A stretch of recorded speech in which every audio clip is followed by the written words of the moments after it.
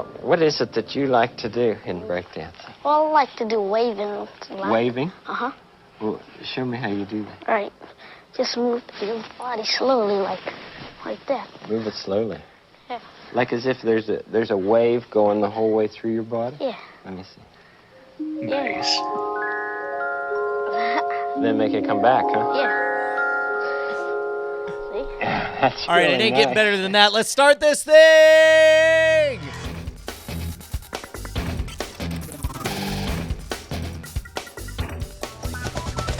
Welcome to Cordkillers, our mission to report the intel from the front lines of the cord-cutting revolution so you can watch the stuff you want to watch when you want, where you want, on whatever device you want. I'm Tom Merritt. Hey, man, I'm Brian Brushwood, although I'm still working on that Mr. Rogers wave because it looked like over and then... He was good. And then over there. He was smooth. Dude, he's a chill dude. Whatever happened to him besides passing away and losing dying? it? What if he was Christ? Well, I believe it, man. Just throwing that out there. Ladies and gentlemen, those are the dulcet tones of one Andrew Mayne, author, podcaster, and illusionist extraordinaire. Dude, thank you so much for joining us, Andrew. I'm happy to be here, guys. Oh, I don't what is always that? have to come here to plug something. Oh, yeah, Sometimes hold I'm on. just here to be, myself and hang out and talk with you guys. I'm sorry, I can't see your face behind the copy of the best-selling new book, Station Breaker. Oh, yeah, an Amazon top 100 science fiction and techno thriller book. Oh, this. Oh, I'm sorry, I forgot. I was just trying to move this over to here. So That's sorry. right. They don't call you Andrew Subtlety Maine for nothing. Never have. Listen, man, I'm partway through that book, and it is a rocket ship ride. Not just because there's an actual rocket ship that the characters ride. It is good. Thank you, sir. Thank you, sir. Go check it out. We're going to talk a little more about Station Breaker a little later in the show. But first, Brian, we have a primary target to get to. Oh, I think we should get to the primary target. That's my decision. I claim that. I'll back you on it. Moffat Nathanson's Mr. Nathanson has put out a report on Netflix because everybody wants to know about Netflix. And it just occurred to me another way we could go with this story, Brian. But let's get to the nuts and bolts of it. First of all, he says Netflix is equivalent in viewership to a mid-sized cable network. They get about 6% of the traditional TV hours that are devoted to watching television in the United States. And yes, TV viewing did decline. TV hours declined. Depending on which outlet you're reading, you will hear it reported that either Netflix only caused half of the decline or Netflix caused half of the decline in TV hours. Media Life magazine pointed out that households with young people actually saw a rise in TV hours when that household was also subscribed to Netflix. Especially they would watch more ESPN and Adult Swim. The TV viewing decline mostly hit the broadcast networks. Yeah, well, first of all, broadcast networks are the ones that have, I think it's fair to say, the most entrenched, old school, most 1950s-ish business model. And I guess it makes sense. I mean, if you're not going to be watching television, what are you going to do? Go outside? No, you're going to watch Netflix, right? What else is there, Andrew? There's the velociraptors outside. Yeah, you're going to see, of course, the traditional TV defending, no, TV's fine, we're doing great. Don't look at, pay no attention to what Netflix is doing. But then when you chart things overall, like how much did Netflix account for 5 years ago versus your traditional TV network? And then the data starts to look really interesting. That's when you see the trend lines, and that's what has people worried.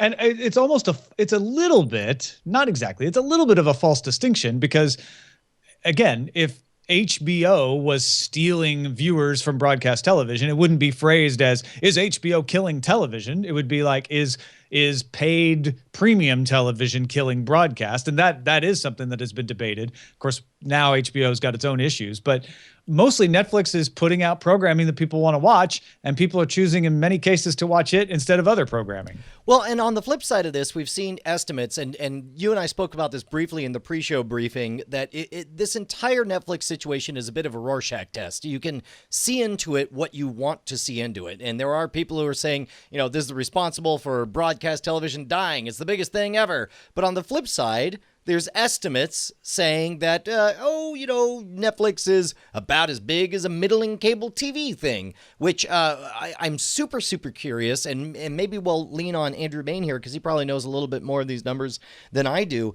It's hard for me to swallow the idea of Netflix being a mid-tier cable channel, given the spend that they're doing on programs. We reported on the first 2 seasons of House of Cards going for $150 million, and I'm sure they've continued to spend money like that. And Andrew, do you know anything about the kind of spends that cable networks do for this stuff?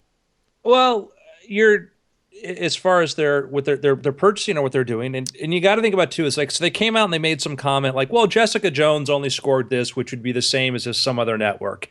But on the same night that people were watching Jessica Jones, or whenever, people were watching hundreds of other programs on Netflix. On the night that you're watching a show on NBC, that hour block, you're only watching one show on NBC on that block. Maybe there's something on demand or whatever like that. And so it's really kind of an apples to oranges sort of thing. I think if you start adding up what are the total hours watched on Netflix per month versus NBC or whatever or other networks, it gets to be a very different story. So do you think we're ever going to see those numbers come from Netflix? Because so far all we've seen is conjecture from people who are not Netflix. Netflix is sort of similar to where HBO is, in that HBO will do certain shows that you'll hear people talk about, but maybe people don't watch. Like Newsroom and Girls were shows that people talked about initially, but if you look at the actual numbers, they're not watched anywhere nearly as much as other shows elsewhere. But for HBO, their talking points, their conversation points, and the audience that they're trying to impress in many ways, TV critics loved that stuff and talked about it and kept talking about HBO. The same thing applies to Netflix, or in the case of Amazon, Amazon did Transparent, which was a hit by their standards. It wasn't a hit by bigger standards, but it brought people attention to, oh, Amazon has TV shows. Oh, Netflix has this kind of content. So it's that sort of model of, it's not necessarily, it's like Twitter followers. You can have a bunch of Twitter followers, but if you have a smaller but more influential group, then it can kind of mean more if that's driving overall stuff. My mom's not watching isn't watching Jessica Jones or Daredevil. My mom is watching Netflix for all of these Jane Austen stuff and all that. But she might hear about Netflix because of people talking about it because of the other content.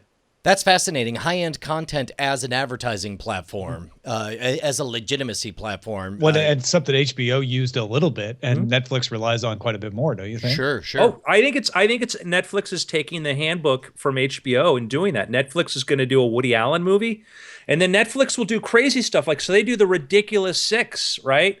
Which you look at the numbers on that. I mean, it's got a 1-star average. And like, why would Netflix do that? Because Netflix looks at their metrics and they says, you know what?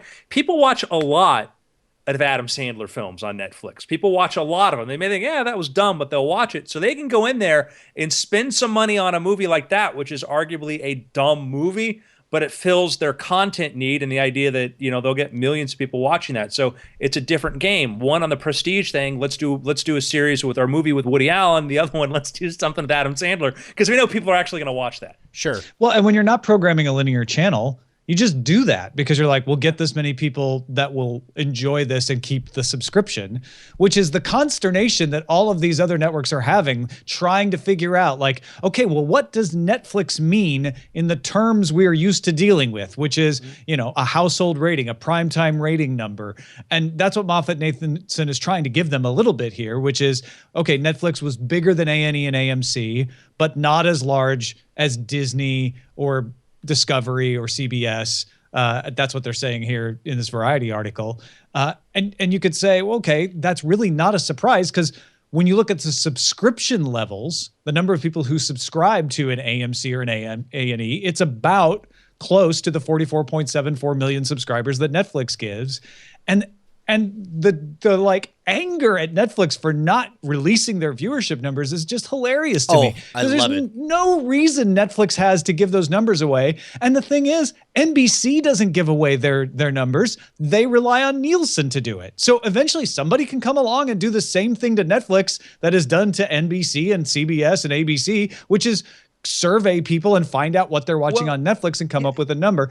that's what Moffett-Nathanson is doing here. Just one step shy. They're not doing the full Nielsen survey, but they're doing a little bit of research for that. Well, actually, NBC has to have a certain amount of accountability because they're in the business of selling ads, and so because of the right of auditing and whatever those sorts of numbers and stuff, they're beholden to advertisers and the promises they make to reveal those numbers, where Netflix isn't. Which is interesting, is Amazon has started experimenting with putting ads in some of their content.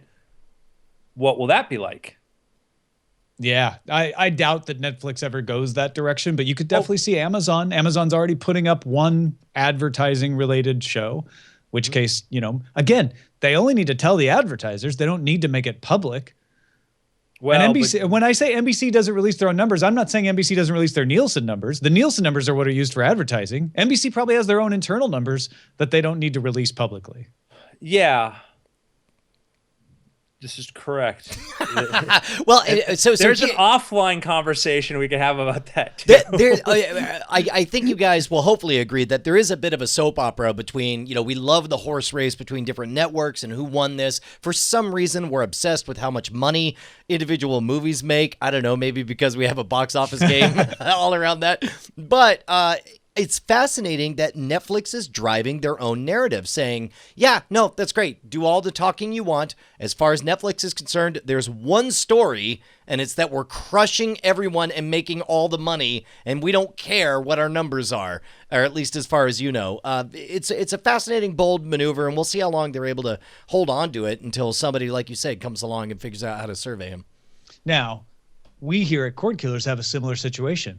We're not focused on the public ratings that Nielsen gives us because they don't give us any, but also because the number that matters to us is how many people are backing us at patreon.com/Cordkillers. Heck yes, and there's only one number that matters to me, and that's 58, Tom. 58! 58! It's a great number. It's a very, very great number. Right after the 57 Chevy, no, the 58 Chevy. I mean, don't get me wrong. 57 would be even better, but 58 is how many patrons shy we are of an even 2,000. 2,000 patrons would be a freaking army. It would keep us loud, live, and independent, and it could be completely possible thanks to you guys and the fine folks over at Patreon. If you head on over to patreon.com/Cordkillers, why don't you join the ranks of the proud? If you get value from the show, why don't you kick a little value over to us? Anything from $250,000 up to $250,000. Not a penny more than $250,000 per episode. I insist. I mean, unless you really want to. No, I'll not do it, Tom. He'll refund you. He'll refund you the penny. Give the rest to charity. Hey, and big thanks to everybody who does support the show. We could not do it without you. You've changed our world. You are the best. And because of that, we're going to keep doing the show with Signals Intelligence. Oh, yes, y'all. Facebook might buy the NFL streaming rights, according to Recode's Peter Kafka. NFL will be selling their digital rights this month. Hopefully, they want to close the deal by March 20th to stream 18 regular season games.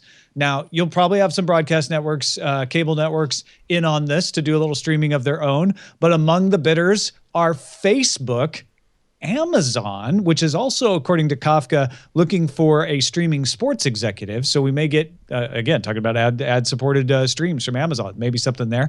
Verizon already has the mobile rights to stream NFL games. They might want to get these further digital streaming rights. And Yahoo, which did the experimental stream last year with an NFL game, has already submitted preliminary paperwork. I got to tell you, this is a very interesting situation that we have. Demand for NFL games is completely inelastic. If you are somebody who loves sports, you need to get it, and you'll do it whatever way you have to, if you have to pay, whatever. NFL games are an extremely social experience. I got to say, out of all the options that I heard, I think this could be a huge win for Facebook. The ability, if you're not going to be watching it on your local network or on your pay-per-view or whatever it is you're doing, if you are just going to watch it in a window on a browser, it seems like watching it concurrently with, if not your friends, then at least like-minded individuals who have some kind of persistent chat room and you're all talking about the game at the same time, seems like a really sharp way to go about it. And considering that Facebook is looking at opportunities at VR and looking for killer apps for Oculus and the ability to sit there right on the 50-yard line and watch the entire game, I think this could be a really smart, very out-of-the-box play for Facebook. I think as long as they don't end up like Yahoo did, where they have this content and nobody knew that it was there. Well, yeah. Well, I mean, luckily, Facebook. Let me Totally different situation. Well, no. But if Facebook's past actions are any indication, the moment you log into Facebook, it will force feed you whatever NFL game is playing. It will take up the entire page, and the rest of your feed will be in the corner. I think it would be interesting to see if Facebook would do a Roku app, an Apple TV app that would stream video if they were to do this. Facebook has been trying to emphasize video, but usually like small creator video, not big production video. And I don't, like Brian said, I mean, yeah, you can watch Facebook video in your browser right now. Are you going to watch it on your television? And they would want people to be able to do this, I would think. It'd be hard for them to inflate the viewer counts the way they do with your Facebook, on the web, where every time you flick past a video, it counts. Yeah, well, and it's as if it's a smug teenager saying like, haha, you were looking, you're Got looking. you look. That's what Yahoo did. Yeah. Tom brings up a really good point. That is what Yahoo did, and it still didn't work for Yahoo. Yeah, I think Facebook's in a much more strategic place. They are, some of the smart things Facebook's done is they bought Instagram, and all that you would know that they own Instagram is that, hey, your Facebook friends on Instagram, why don't you follow them, which helps boost Instagram, but it doesn't devalue what Instagram does. And rather than try to do the traditional model, which is we're going to fold everything inside of us and then we're going to take what you love about it, rip its guts out and destroy this company. They've got a very interesting approach to some of the stuff. So like, on one hand, it'd be like, well, would they do like a Facebook thing? But then I'm thinking like, well, why not? Why not create a portal? They've certainly spun out things that should not be spun out, like Facebook Messenger, which I don't have on my phone, and because they go, hey, it's another portal that we can put ads on. Yeah, correct. So. Although think about it this way, Facebook's brand is you communicating with your friends, and to more sports-minded people, we're talking like a third of all their interactions are going to be talking about sports. So it seems like a real natural fit. Yeah. That's a great point. The idea that within your own group is you start your own little comment stream about the game and what's going on. So, yeah, you're kind of selling me on this. Facebook could throw some VR love towards the NFL and say, "Hey, we'll do a channel on our partner company Oculus. We own Oculus. Yeah, for all five people. So we'll do a little experimenting in there if you want." Dude, that crazy camera droid that's flying all around the game. All of a sudden, that could be you hovering over, watching everything like a video game. All right, I actually think Amazon has the best chance out of this whole bunch. Okay, now explain to me the benefit of this, because I see the ancillary benefits. For Facebook. Number one, Facebook is desperately, trying to figure out how to diversify their position right now. They have all the benefits of, well, yeah, even as I'm saying this, I sound like an idiot because it's so obvious how Amazon can monetize a billion different things, licensed everything's while you're watching the games. Take a look at so you had a big MMA fight Saturday, right? Conor McGregor, and you look at everything that happens around it, leading up to it, and you look at sports in general. Leading up to it, there's all the conversations, there's all the topic, all the discussion about that, all the content generated about the thing. Then you have the thing, and during the thing, there's all these sideways conversations, commentary, both in the program, then other things that the rights holders don't control, then after the fact, and all of everything else that comes from that. So Facebook to say, hey, there are people talking, let's get into where people are talking. There's going to be a million ways to monetize that. And one of the places Netflix has said it's not going to go is live programming. Mm-hmm. So Amazon takes that as a green light. Like, you aren't going to compete with us here. Great. Let's get into that. Let's make that happen. Do you believe that? Do you believe that they're serious about not doing live programming? It seems I mean, like for the time being, yeah. I think I don't see conspiracies in every corner. I don't see why Netflix would say they're not interested in it if they are. Yeah. I think and Netflix is not listed as the bidders for this. I think Netflix is saying we are very good at being HBO and we want to be HBO. Yeah. We don't want to be ESPN. Yeah. Netflix said early on when they started doing digital was that, we're not going to start selling people movies. We're not going to be doing like pay-per-view stuff. It's going to be pay one fee and this is what it is. And they stuck to it. And there was times when it seemed very, very tempting for them to also create a store to sell you the kinds of, when studios were holding back from Netflix and saying, we don't want to deal with you. Netflix could have gone to them with an olive branch, said, well, what if we allow you to have like a window in which we sell it first and there? They didn't do it. Now that doesn't mean that NetflixLive.com or some spinoff harebrained scheme. that they Quickster come up with. Live. Yeah, sure. Yeah, Quickster. The Quickster domain, they own it, right? They could use it for something. All right, let's gear up and see what's going on with the gear you use to watch all this stuff. Heck yes. It's a weird, anti-story here. We have the reverse of a gear story. Yeah, it is interesting. So we told you previously about the FCC taking feedback right now on a proposed rule to make it easy for device manufacturers to create a box that would work with your cable subscription. So the cable companies would be required under these rules to provide certain information to any device manufacturer. They couldn't hold back on it. Of course, cable companies don't want to do that because they want to sell you the boxes. They want to rent you the boxes. You would think that Roku would be first in line to say, yes, FCC, sign me up. I make a great box. If I can make a great box that anybody can buy and use with any cable operator, I am in on that. But that is not what's happening. Roku's spokeswoman, Tricia Misford, told the Investor Business Daily, quote, "We have not been advocating for a rulemaking in this area at this time. While we are known for selling streaming players, it is only one area of our business. Customers also access our platform through smart TVs and streaming players that operators deploy." And this is one of the things we did mention. Roku partners with Time Warner Cable and Charter to provide apps that access their so-called skinny bundles where you just subscribe over the internet to get them. They also Roku partners with Telstra and Sky overseas to co-brand hardware. Sky sells a box that gives you access to their programming over the internet, and it's made by Roku. They're working on a hybrid streaming cable box for Sky already. So essentially, Brian, they're not going to push for this because it would anger some of their current clients. But if it goes ahead and wins, they win too because it makes it easier for them to make these boxes. I mean, I really don't want to be cynical about this whole thing, but the cynical side of me just has to think pragmatically, where it's like, ostensibly, the reason for this ruling from the FCC, or the reason that they're focusing on this, is so that they can create more competition. And here you have Roku, who on the one hand, yes, very, very early, 10 years ago, was making inroads. They've legitimized this. They promoted the hell out of it. They spun out from Netflix, of all things. Yes, exactly. You could make a good case that they have defined the over-the-top experience, the set-top box experience for getting that. And they certainly have earned the place they are. But now that they're there, to flip around and say, yeah, but we already worked out all these deals and stuff. We're not so cool with the whole anything goes, everybody gets to compete situation here. We'd like it if, I don't know, our last 10 years of effort paid off for us. That's what we would like.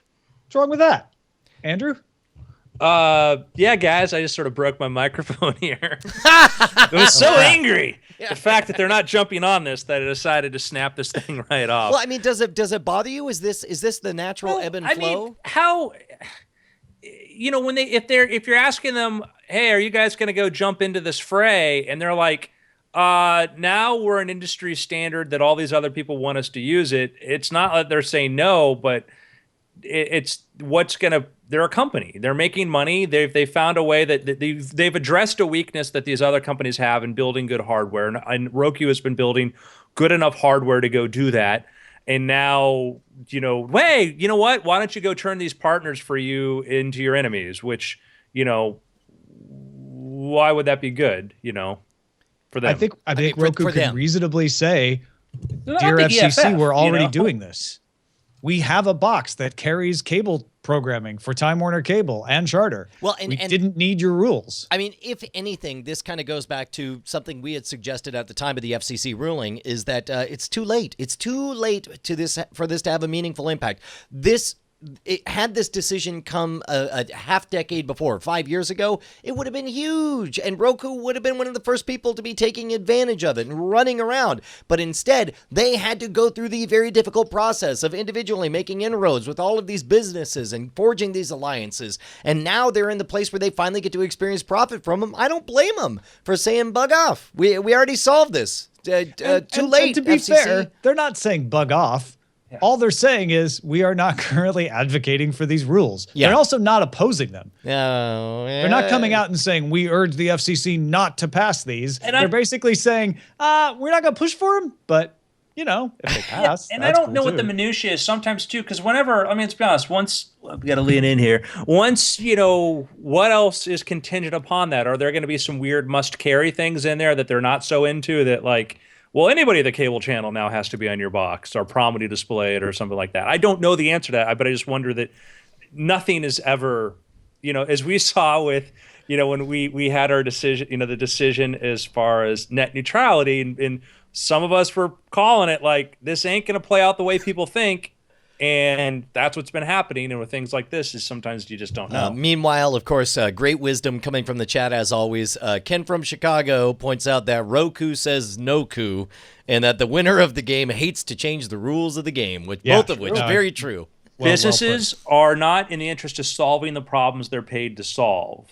They don't want to get rid of those problems. Yeah. If you're TiVo, you're not really excited about this because you're also trying to make these kinds of deals, but you also aren't going to oppose the rulemaking because it would make it easier. You just don't want to piss off the clients. You're trying to do it faster than the other guys as well. And when all of a sudden you have a giant opportunity to equalize the playing field, especially when you think you're doing well, you're like, whoa, I don't want no playing field equalized. I got here. I'm in first place. Stop. Right. Well, let's take a break. And as we do, often tell you about other projects that we're working on, but this one is tied directly to the show. Now, Andrew, how many pages is Station Breaker? Station Breaker in Roughly. paperback form, which you can buy on Amazon.com, by the way, is like 360, 370 pages. Okay, fine. So I wrote a book that's 18 pages long. It's like, fine. Yeah, you know what? They don't say too many words is the soul of wit. They say brevity is the soul of wit. It's not exactly the same thing, but I did write to put together. Basically, it's been boiling around in my head for a long time. All the information we have gleaned while doing Cordkillers on the services that are available, the equipment that's available, and which equipment runs what services, and what you have to choose from if you're getting into cord cutting. Now, the idea was this is for somebody who already knows they've got the internet connection. They're tech savvy enough to know they need equipment and services, but it's kind of a guide to take you through how to get started. Like, I know I want to cut the cord. How do I do it? So it tells you, all right, first of all, decide what programming you want. And we go through a little bit of what kinds of programming are available on the internet. Then it says, these are the services. These are the major services available. And these are the equipment that carry those services. And then there's a chart on the end that shows what services go with what equipment. It's 99 cents. Available for your Kindle now at Amazon.com. Although some of you who back us on the Patreon at a certain level, you should check your Patreon if you haven't seen it already, because I gave you guys a free version of it as well. Oh, snap. I have this, and I downloaded and actually read it, and I enjoyed it because one of the things I loved is I love the chart in the back because you get the question from people like, which box should I get? What should I get? You look there and you find out what services you like, and Tom explains what the services have, and then you can figure out what box you want to have. It is a great guide to ethical ways of getting content. And not everybody cares about that, but there's some of us that we want to do the right thing. And we want to get our content ethically. And this is a great way to do that. So I gave you 5 stars, Tom. Thank you, 5 stars, Andrew. which it was very generous of you. Did you hear that? 5 one-star reviews, just one after another. it's volume, From Tom. A Volume. and So I thought it was a great guide. I hope you do more of these. Oh, thanks. No, I appreciate that. And I'll try to keep it updated from time to time as well. And if you're saying, well, I already cut the cord, I kind of know what I need, but you get pestered with questions, maybe gift somebody. Oh, dude, I already yes. cut the cord. Screw you, Tom. No, you love Tom. Buy the book. It's 99 cents. It's also, let me tell you what, it is a great preemptive gift to send to your friends. You can buy books on Kindle books on Amazon, and you can say, send to a friend, send it to mom and dad, send it to people who are the ones. What is your time worth? I guarantee you your time is worth a lot more than the 99 cents it'll take. Let Tom take the burden onto his shoulders and explain it to these people, because my God, when I'm not naming people I'm related to, but like when I talk to people who, tell me that when I watch maybe family members enter in www. and then the name of a website into a Google search box, do I want to explain cord cutting to them? No. Is it worth just 99 cents to say, here you go, Justin Robert? I mean, I'm naming names. Here you go. Take care of it yourself. Exactly. Well, thanks, folks, for checking this out. I hope you get something out of it. It's, like I said, 99 cents on Kindle, available. Just a brief guide to cord cutting by Tom Merritt, or check out the link in our show notes as well. Let's move on to the front lines. That's Giro. That's front lines. Frontline. lines. Tom Merritt, I'm on the front lines. And starting March 1st, Canadians can purchase basic TV packages for $25, plus add small bundles of favorite channels, but the new packages end up being almost as expensive as the old ones when you count in fees or lack of discounts for triple play and so on. So is this bad news for skinny bundles, for competitors to Sling TV? It's really interesting. And CRTC is saying we're going to monitor the situation because the thing's only a week old.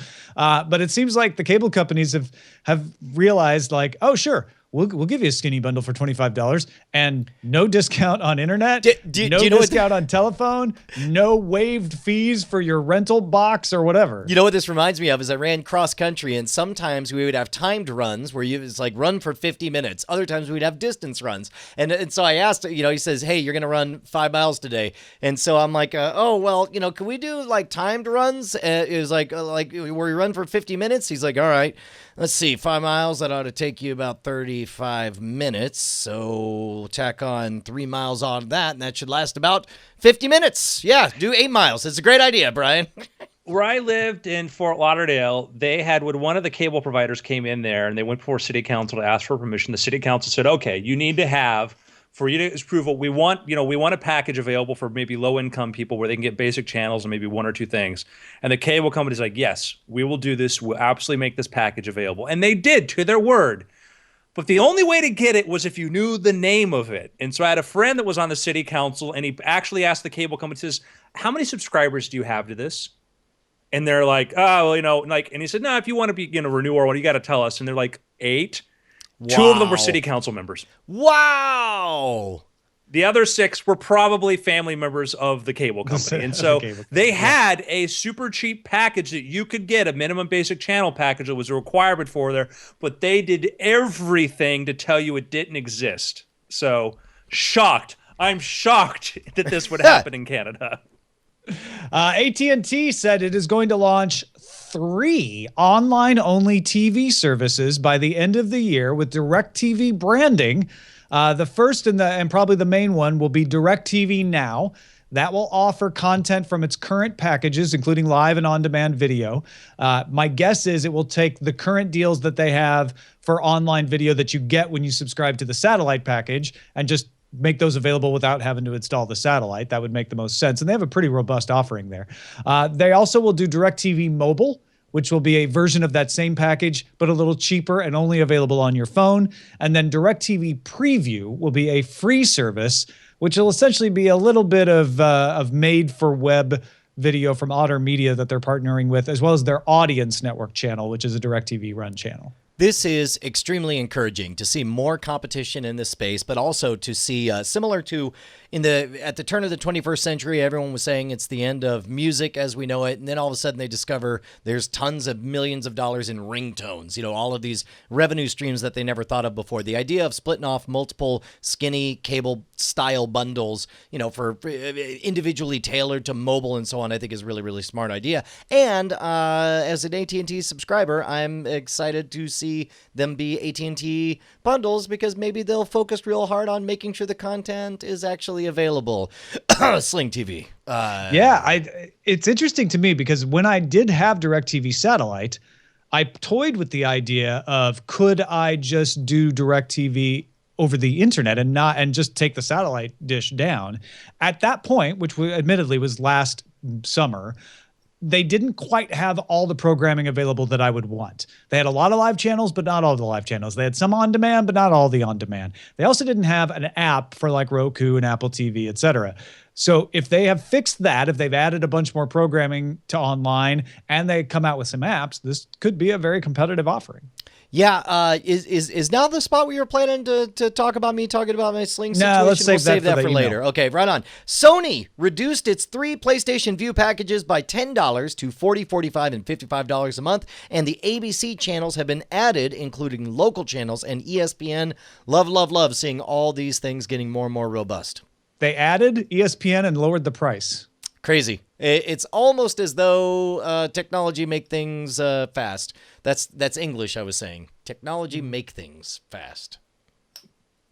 The Emmy Awards are also adding new and updated categories for short-form content in reality, variety, and comedy categories under 15 minutes. These are targeted at YouTube creators. Each episode must have more than 6 episodes to qualify. There are also now awards for the best actor and actress in a short comedy or drama. The awards will be presented as part of the Creative Arts Emmy Awards, which happens a week ahead of the main event. Andrew, do you feel like they're legitimizing? I say they as if they're one cabal, but do you feel like YouTube creators are being legitimized as this generation's television stars?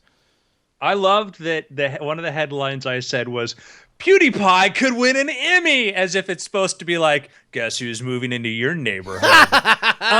Yeah, no, I don't think it's legitimizing them at all, because how can TV legitimize anything? It's, like when you got the high standards of keeping up with the Kardashians, I don't really know if some of this web content really is up to snuff, Brian. It's absolutely a recognition. I've been in this town long enough from when it's like, oh, you do internet, that's adorable, to now like, hey, we've got a digital platform. We're like, hey, and we talked to, on our show yesterday on After Things and Weird Things, we had, Ileana Douglas, a wonderful actress who is talked about, very much outlined, like, wow, looking at people who built up their online YouTube presence over the last several years, how that was a very smart thing, and where you're seeing, people are drawing talent from, etc. Yeah, there was a time when Emmys weren't sure if they wanted to, remember the Cable Ace Awards, because it was like the TV and Emmys, they didn't want to acknowledge that cable, this dirty cousin that comes through this bent copper line into your house. Do we want to acknowledge that? And then, they kind of realized, oh, we can't pretend it doesn't exist anymore. And the same for YouTube. So I think it's great. I think it's recognition, but I think that we have to stop asking, are we recognized now? Are we recognized? Who cares? Yeah. Who cares? Well, and the other thing, and as someone whose wife works for YouTube, PewDiePie could already get an Emmy, because PewDiePie has an original series on YouTube Red that is full length. And just like Netflix and Amazon can get Emmys, PewDiePie could get an Emmy. This is about short form. This is for a different class of creator. Somebody who's like, I'm not making 30-minute, hour-long dramas or comedies. I'm making short form stuff. So the other side of this is just, it's acknowledging that has become a seriously valuable section. Maybe not valuable enough for the main awards yet, but at least they're acknowledging it. Yeah, right on. Entertainment Weekly says HBO programming president Michael Lombardo confirmed that for the first time, they will not be sending out previews of Game of Thrones for review. This is a big change because, of course, they've been very freewheeling. Of course, all the secrets of the books were already in the books, so there wasn't any reason for secrecy. But the article is fascinating. It talks about the need for secrecy training for everyone. They're like, everybody, rules are now very, very different. Everyone shut your mouth about Fight Club going forward. I mean, a lot of people are spinning this as an anti-piracy story, saying, oh, they used to not care about piracy and now they care. I tend to think it has more to do with the fact that they're going to be revealing pieces of the story that have not been published in George R.R. Martin's books. Yeah. I think that, and you look at what we saw a sea change with The Force Awakens, where the prevailing attitude was, I don't want to know. Surprise me. Just surprise me. And Game of Thrones, I think the idea that it's not out there, that you don't know until rather than people like, remember some of the stuff like leading up, like going all the way back to like Red Wedding, like, oh, wait until, and it was still had an impact, but you're like, okay. Oh yeah, they're right. But if you don't know what's going to happen, if there's none of these, because these bloggers and these TV critics, they're in a war with each other to try to get like, how much can we hint to you that's coming? But I like the idea that, it's not like Game of Thrones needs the press now. Yeah. And finally, in its latest quarter, Tivo added 337,000 subscriptions. That's to the guide, the money people pay to get the guide data, bringing its total number of subscribers to 6.8 million, up from 5.5 million a year earlier. Yeah, good news. Tivo is such a curious case, man. We've seen him high, we've seen him low. I'm glad to see them... yeah, I'm trying to think of something that rhymes with high and low. Let's just move on. Buy and low. Buy and low. Let's go on. Buy, sell, high, low.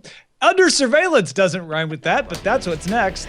Smooth, Tom. Well done. Thanks. Hey, we're really happy to have Ayaz Akhtar from CNET giving us a peek into what's coming every month. Show. Because he does a great show about what to watch, like what stuff is out when. So Ayaz, tell us a little bit about what's coming up. What's up, Cordkillers? March is here and Netflix is bringing its A game. March 18th is a big day for originals. That's when Daredevil Season 2 lands. I'm really excited to binge watch Matt Murdock and other characters, but I'm not going to spoil anything here. On that same day, the Netflix original movie Pee-wee's Big Holiday hits. There's also a comedy special by Jimmy Carr entitled Jimmy Carr Funny Stuff. Guess what? Funny Stuff also streams starting March 18th. March 4th is the date that the 4th season of House of Cards arrives. You ever notice how Frank Underwood's initials are FU? Yeah, they are. The brilliant 5th season of Louie hits Netflix, Hulu, and Amazon on the 4th of March. Want to know more? Go to cnet.com/netpicks. I'm still Ayaz, and I'll see you later. Thanks, Ayaz.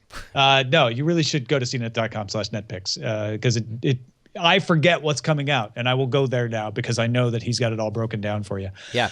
Time for the trailer park real quickly. New Ghostbusters trailer hit last week. Ghostbusters coming July 15th. Mixed reviews on the trailer. Where'd you guys stand? I mean, I think it's telling that universally people say the fan edits of the trailer looked better than the actual trailer because the trailer had this weird mishmash of trailery elements and content elements.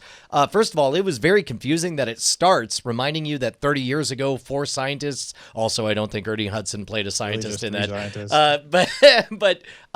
So it's clearly in the same universe, in which case that makes it a sequel, but it's not. It's not in the same universe. Well, then why would you say that? I know. It was. So I thought some of the comedic beats fell. I don't want to say they fell flat, but they just fell off. And I'm sure it's better in the final movie. And I don't know. Andrew, what'd you think? I love Paul Feig.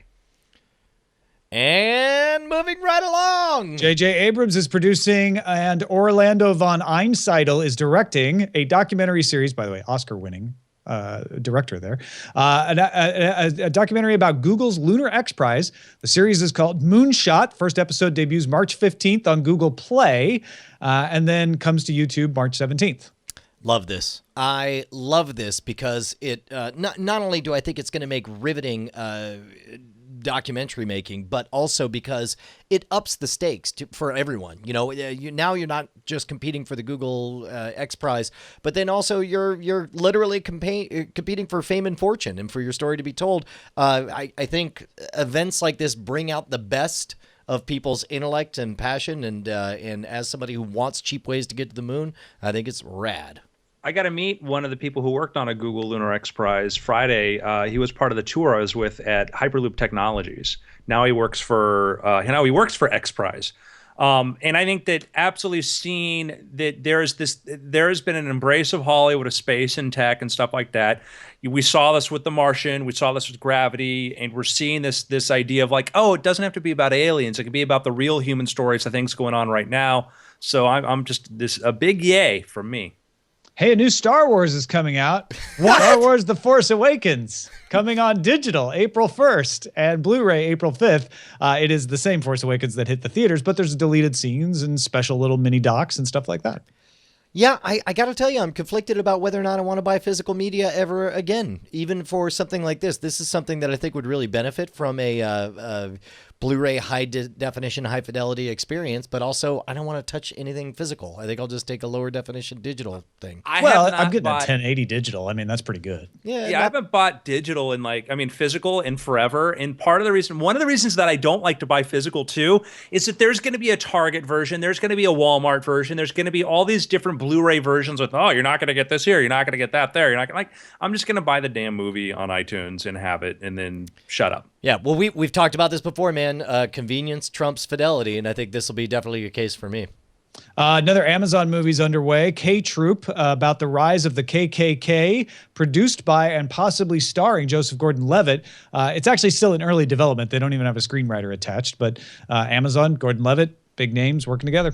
Do you think that it's a sign that America has moved far enough past the KKK that we feel safe enough to start artistically exploring the stories of people who are in there? Similar to, by which I mean, growing up my entire life has been a post-World War II world where all Hollywood has wanted to do is explore the insanity of what happened inside the Nazi Party. And I'm 41 years old, so this is an entire lifetime of this. Are we beginning that phase again with the KKK, you think? Not in Anaheim.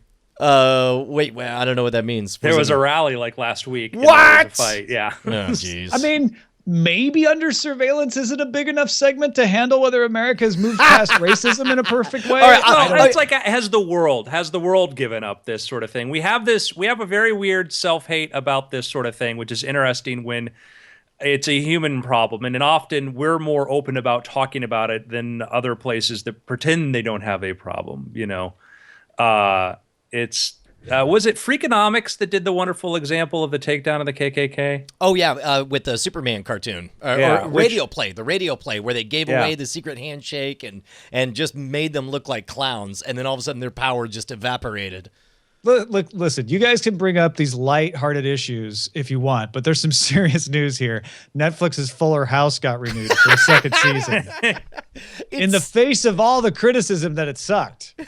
But that's just it, is Netflix has figured out that just as YouTube has figured out that ad revenues play or make just as much money whether there's 99% thumbs up or 99% thumbs down Friday, they make the money either way. So too has Netflix figured it out. They identify a niche, they nail it, and then they move on. Yeah, so a lot of people. The reviews seem to be like the reviews on Netflix seem to be good. And my question to this is like, are these fans of the original that are panning this? I don't remember Full House being a good show. No. Yeah. I mean, that's just it, is you're not the target demographic. If you're upset about the content, you're not who it's for. It's not for you. Let's lay down on the casting couch now. We got a couple of casting notes here before we move to what we're watching. Stephen King confirming on Twitter Idris Elba and Matthew McConaughey will star in The Dark Tower. It is going to come out, and it does have a release date. It has been exiled to January 13th, 2017. Oh, is that too far for you? No, January is just usually where you put something you don't think is going to do very well. You know what, though? It could be that they're setting... I mean, the first story in the Dark Tower series is often criticized as being very heady and difficult to get into, although by most accounts... They're apparently not going to do the first novel, though. They're going to start with like somewhere in the middle. That's correct. That's correct. So, but it could, just like the first book is heavy on exposition, the first movie could be heavy on exposition. I did think it's really cool. The book, of course, famously begins with the line, "The man in black fled across the desert and the gunslinger followed." Idris Elba tweeted publicly at Matthew McConaughey, who plays the man in black, saying, "You have one new follower," which I thought was really, really a great way to kind of publicly announce it. Genius. And actor Ian McShane will play the central role of Mr. Wednesday in the American Gods miniseries that's coming to Starz. I will not talk because I don't want to give away spoilers, but I'm very excited about the American Gods adaptation. You don't want to talk about Ian McShane or Mr. Wednesday? Mr. Wednesday. I don't want to talk about nothing. I don't want to talk about... I love Ian McShane. Ian McShane's awesome, so that's great. And I like the fact that we're seeing some more Neil Gaiman projects, and I'm always up for more Terry Pratchett too. Ever see Color of Magic? No. You've talked about this before. The British series, right? One of my favorite. They did 3 adaptations, and Color Magic's one of them. Really, really love that. So I'm all for all of that. I think that sounds good. Mr. Andrew Mayne, what have you been watching lately? What have I been watching? What is this? Some sort of inquisition here? What is it that you've been watching? I've seen it out of the corner of my eye. I'm sorry. I'm real sorry. I don't feel good about that one. The one show I've been watching regularly has been Vinyl.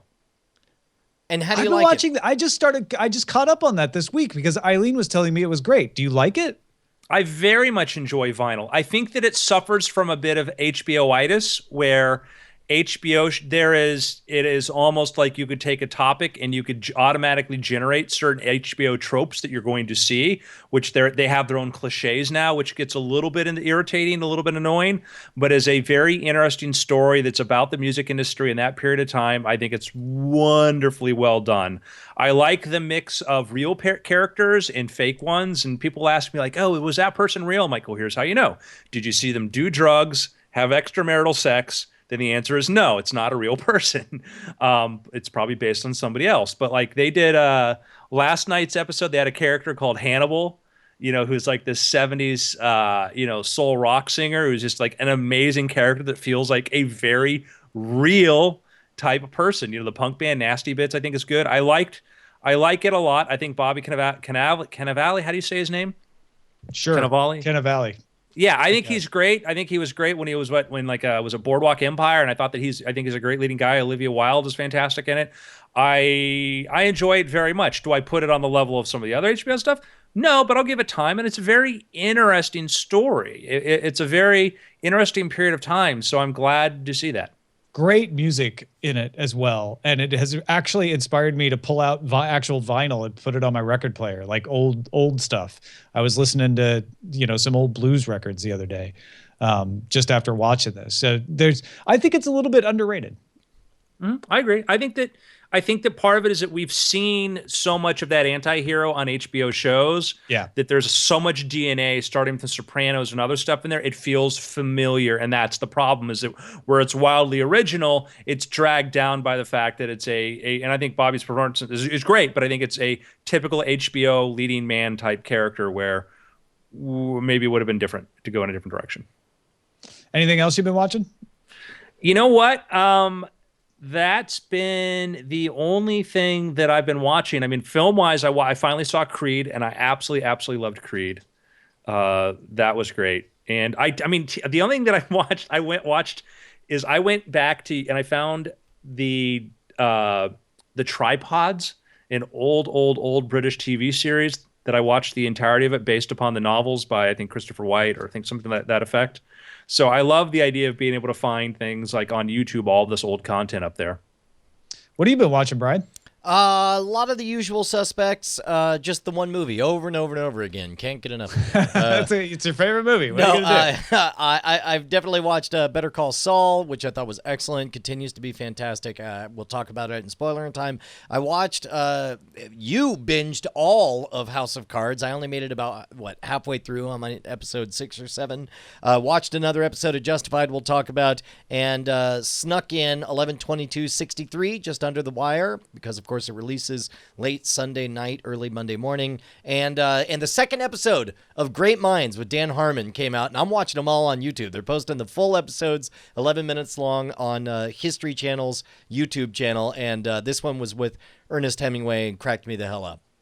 Well, I, like you said, binged the entire series of House of Cards, not on purpose. Eileen was just way into it, and I was too. We'll talk about it more on spoiler in time. Continuing to watch The Walking Dead and enjoying it quite a bit. So that pretty much covers it, other than spoiler in time stuff. Bryce, what have you been on the lookout for? Hey, so as Ayaz mentioned, we have a little update that the new House of Cards season is out. We've talked about that on the segment before. But Cody sent us a recommendation of Bates Motel. He writes, I'm watching through season 3 of Bates Motel on Netflix. It's a prequel to Hitchcock's Psycho, and follows Norman Bates in his late teens, set in the modern day. It does a great job of painting Norman as a kid who's balanced between being a normal, awkward teen and an unhinged psychopath. It's dark, tense, and uncomfortable in all the ways you'd want a Psycho sequel to be. Love the shows all.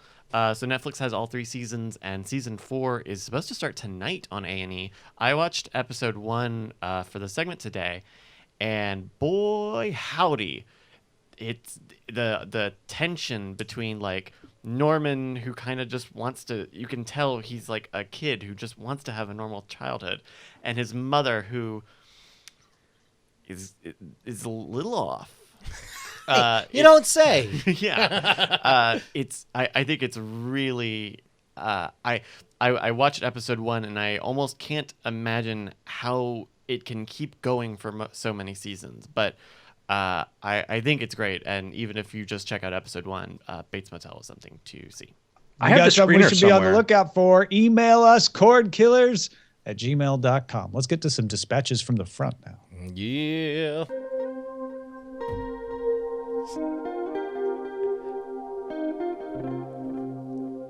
Jay writes in and says, I was listening to your latest podcast and have to tell you I am canceling my Sling TV service. The concept is great, but it is the only application that doesn't seem to take full advantage of my 150 megabits per second connection at home. It constantly pauses, stops, and otherwise finds ways to make me unhappy on my TCL Roku TV, my Windows 2-in-1, my iPad, and my MacBook Pro. The connection is not the problem.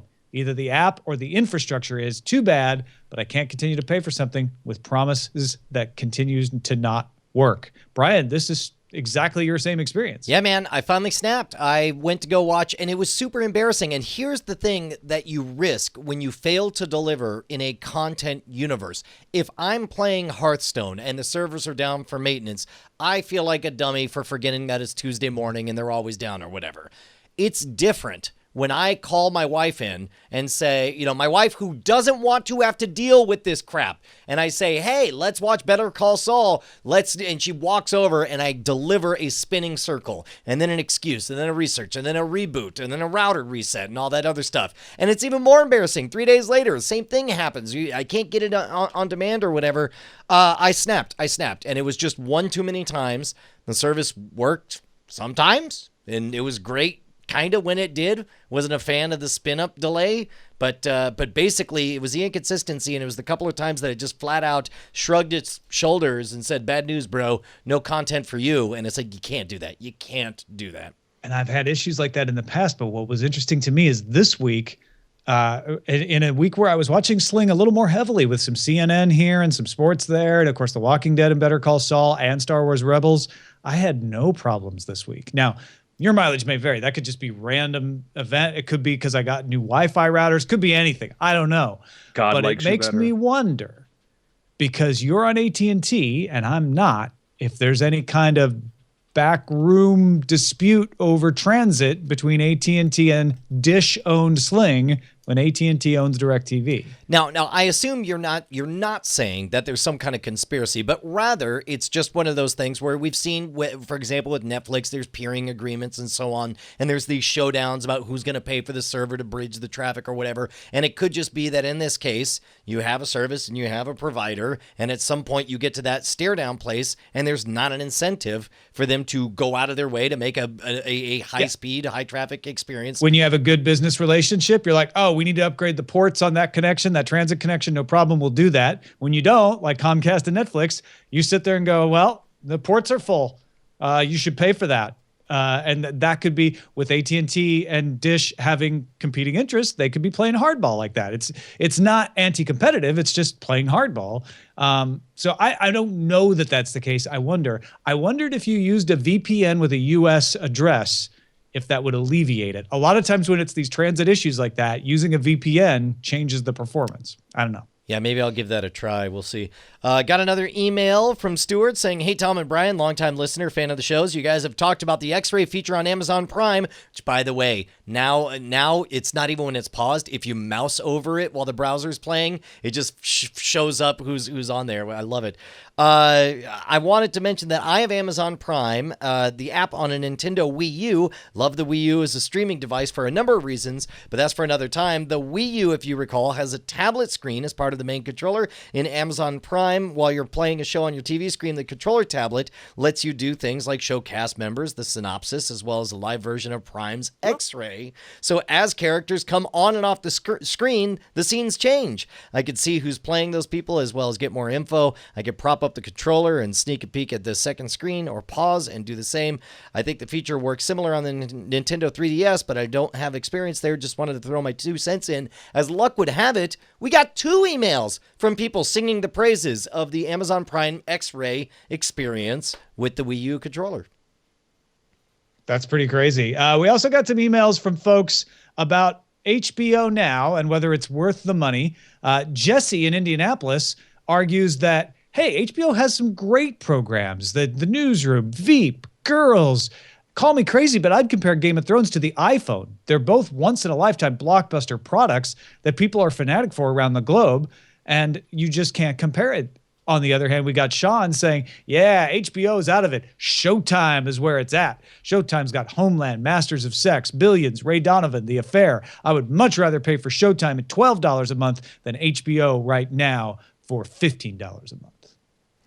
Yeah, I agreed. I do feel like we should do a quick program, though. We got a number of tweets from people who either loved or hated you and me fussing like feral cats at each other last week. And we should point out that when there's not a guest, it gives Tom and I the freedom to explore those fascinating areas where we disagree. And I guess it was a bit heated for some folks. I didn't really detect it at the time, but if you were made uncomfortable, I apologize. I will say, as a minor correction to my point last week, regarding the YouTube algorithm thing. I think what I was trying to say is, yes, of course, humans are involved, but it's not Google's humans. An algorithmic-based solution would be one that would leverage, much like a CAPTCHA does, leverage real humans out there in the real world in a way that scales that they wouldn't have to hire more and more people as it got bigger. I was entirely guilty of being Mr. Pedantic Man and going, well, you're saying humans, but there are obviously humans involved.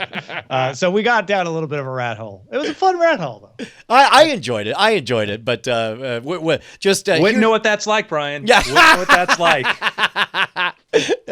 We're all one big family. I know. That's people will hear, like, sometimes we'll get like tense and like, oh my God. And then 3 minutes after the show is over, we're giggling about something else. Yeah, sure. Well, hey, man, car trip. If we wanted to have a giggle and enjoy your latest book, Station Breaker, and support your work, what's the best way for us to go about it, sir? Send me a check for $1 million. Okay, short of that. So what you can do right now, Station Breaker is on Amazon as an ebook. You can get it for $2.99. If you're part of the Kindle Unlimited program, it's free, which means like I get paid per page you read or whatever. Or you can buy the paperback for $14.99 and have a hard copy of a book that will get you stopped in front of Kebab Daddy and they'll ask you about it. It has just happened to me a little while ago. It was a very, very fun book to write. And the sequel is going to be coming out in not too long. The reviews so far have been great. I think it's done what I've hoped so, and that's found its audience. It's about an astronaut in a space program, not unlike SpaceX, in the very near future, on his way up to a space station. He's a little bit concerned because his commander brought a gun with him, and they have to do an emergency docking procedure with the Russian space station, and then all hell happens. Literal hell. There's demons and wizards, and it's all of your books in one. No, man, you can tell it is well researched. It's a well told story. It's a page turner all together. I am so enjoying this book right now, Andrew. Thank you for writing. Thank you. I wanted to write kind of like there's a lot of inside stuff about space. This isn't about teleportation or whatever. Like, all the technology in here is real. All the things is real. It's either on the launch pad or the laboratory. So I'm not really making stuff up other than scenarios. So if you like kind of a little bit of thriller, Tom Clancy, a little bit of technology, I take what's happening right now in the commercial space industry and space and overall and say, let's go forward a few years and see what that would be like.